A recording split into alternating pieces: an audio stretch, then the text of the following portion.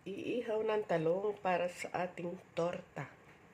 Torta galunggong with talong. Mga mahilig sa talong.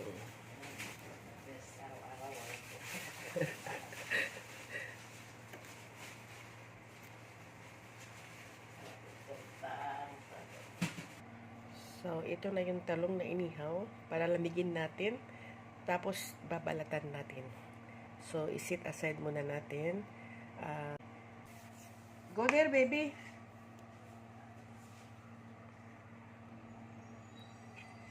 Tama lang din ito, guys. Sabi natin kasi maliliit lang yung talong natin.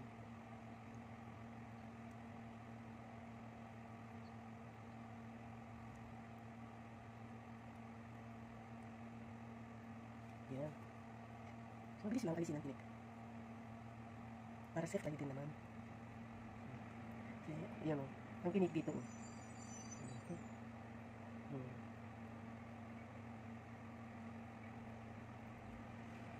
Uwi na ng mga bata talaga. Yung laman lang talaga ang kinukuha ko. Yan. So, marami din pala yung ano. Tatlong isda. Tatlong galunggong. Yung iba ipiprito ko na lang. Para yung mga ayaw ng torta, pwede silang mag-ulam ng pritong galunggong. Ulam kasi gusto ko ng ganito. Ayan. So, ayan. So, himay-himayin ko.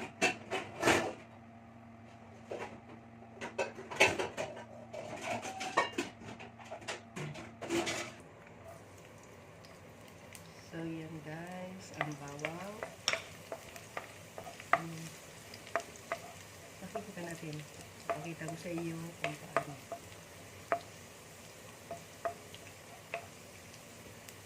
I mean, yung bawang, prito natin ng ganito, yellow. Ayan, bago mag-brown. Tapos, igigisa natin yung sibuyas hanggat maluto siya. Ayan.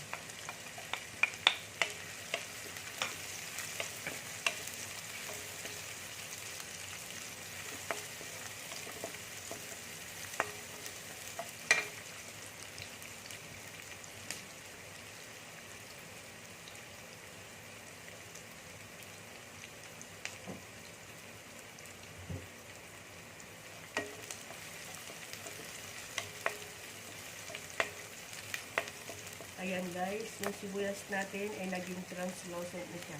Ayan, parang hindi ko masabi sa ibang words. Basta luto na, yan na. Tapos ihuli na natin yung sinimay na laman ng galunggong. Tapos hinimay ko kasi para masin ko yung tinik at hindi natin makain yung tinik.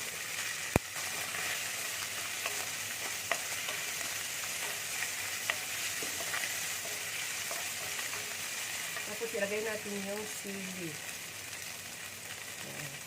Yung berde para medyo anghangan ng konti. Ayan. Kita nyo guys.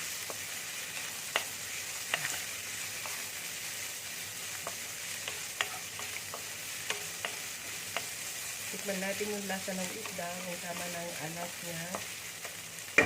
Ito lang pag nice. Sarap. Wow, sarap na. So, yan guys. Pwede na yan. Magpiprito na tayo ng talong. Pero bago tayo magprito, magbabati muna tayo ng itlog. So, pinatay ko muna yung apoy. Na tayo.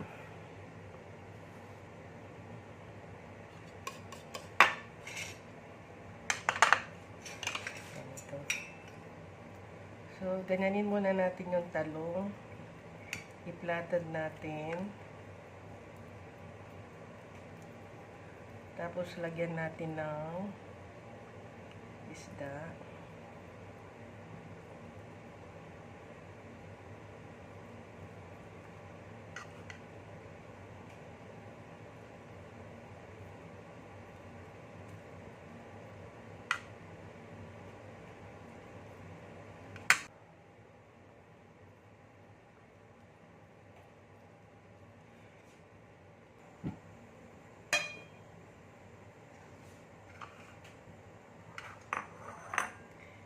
lalagay ko dito guys. Tapos lalagyan natin ng itlog. Parang kulang pa yata yung